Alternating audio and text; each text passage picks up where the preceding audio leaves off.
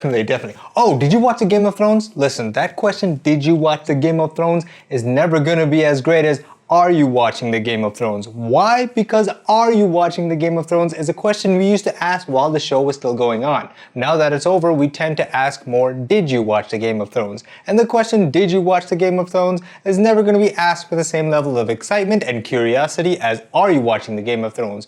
And why is that? Well, because the ending sucked.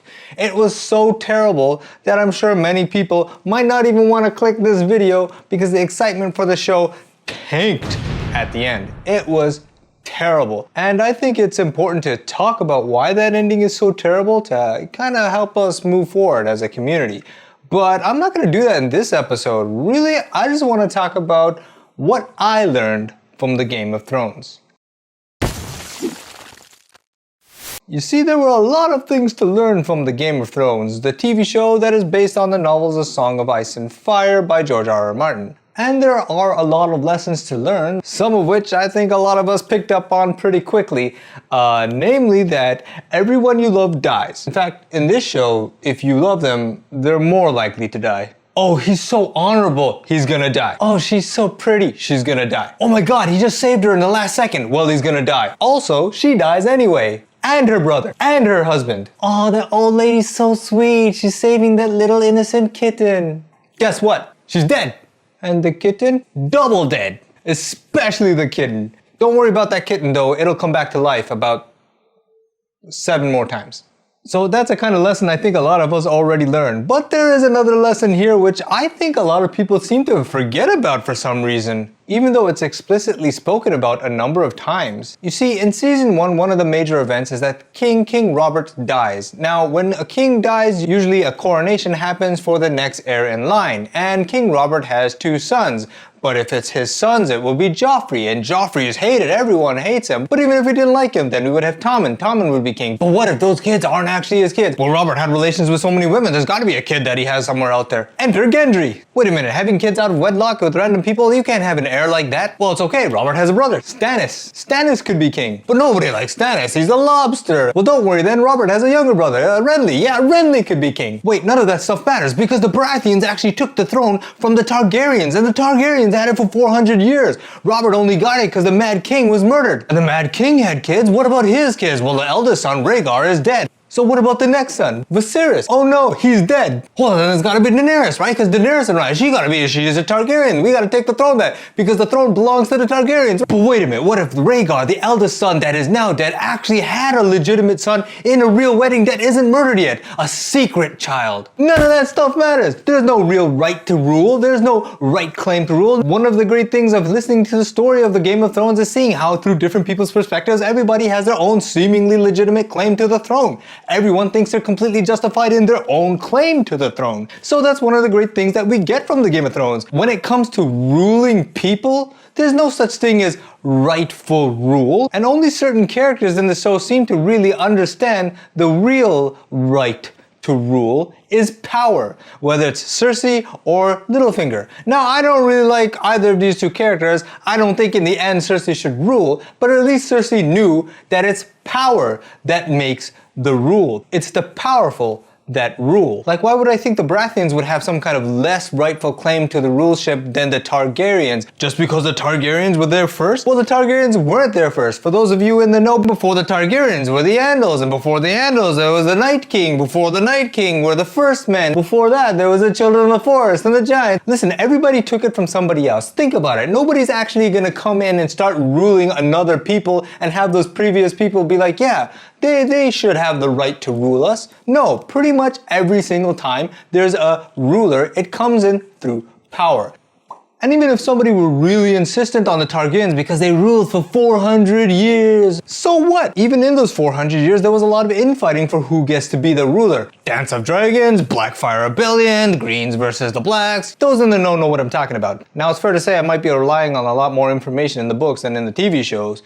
But still, it's quite clear even in the TV shows that everybody is making their own claim to rightful rule. But quite clearly, there's no such thing as right to rule. Whoever just has the power ends up ruling. Now somebody might say, wait a minute, isn't this supposed to be like prophecies? Can't like gods ordain a right to a specific person to rule?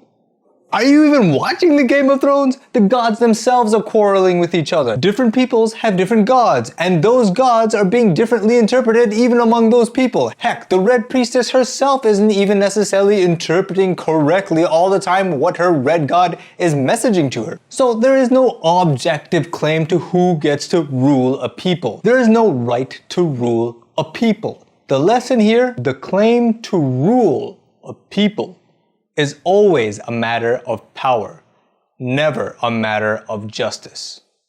The whole idea that one powerful person or group is ruling because it is their right is a BS idea to quell any thoughts by those who are underimpoverished to rise up and shift power away from the powerful. The people have the power, and this idea of my claim is more right is an idea to bend the minds and the will of the people to supporting one group in power.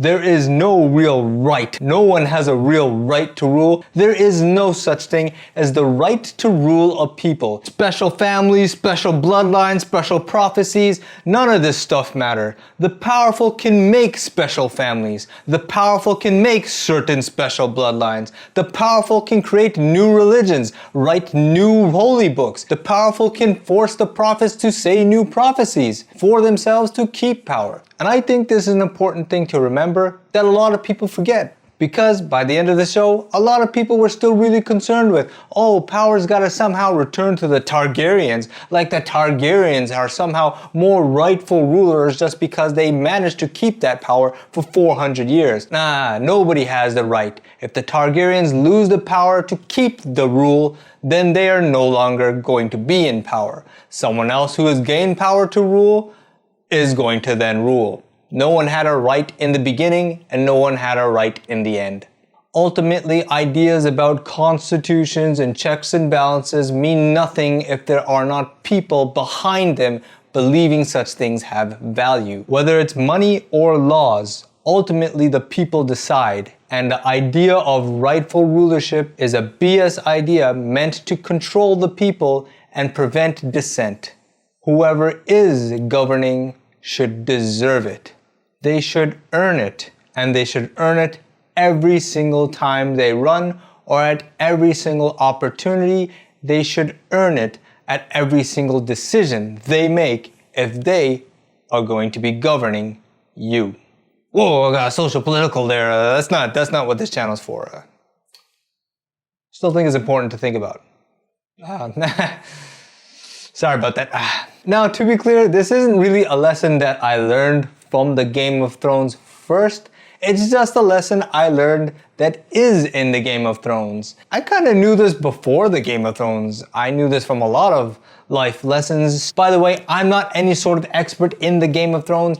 I don't know all the everything. I didn't read all of the Song of Ice and Fire books. This is just a video of a lesson that I think was in the Game of Thrones that I don't think a lot of people really picked up on. Given in the end of the story, a lot of people talking to me still seem to be suggesting that Targaryens were somehow more deserving of ruling because a certain character happens to have Targaryen blood, somehow gave him more right to claim the throne, and they felt that way even though they knew what I just said was pretty much expelled out a few times in the story already. I think you get what I mean. If you notice this sort of thing too, let me know in the comments below, or let me know another lesson that you learned from it. Listen, you don't have to agree with me on any of my opinions on any of this stuff. Just see that I'm having fun with it. Click like and share and help me. At my stage, those likes really help. The more likes I get really do give me an impression on how good a video is or not. So please do click it if you did watch this. Most of my viewers, they don't even get to the end of my videos. I don't know what to say about that, but whatever.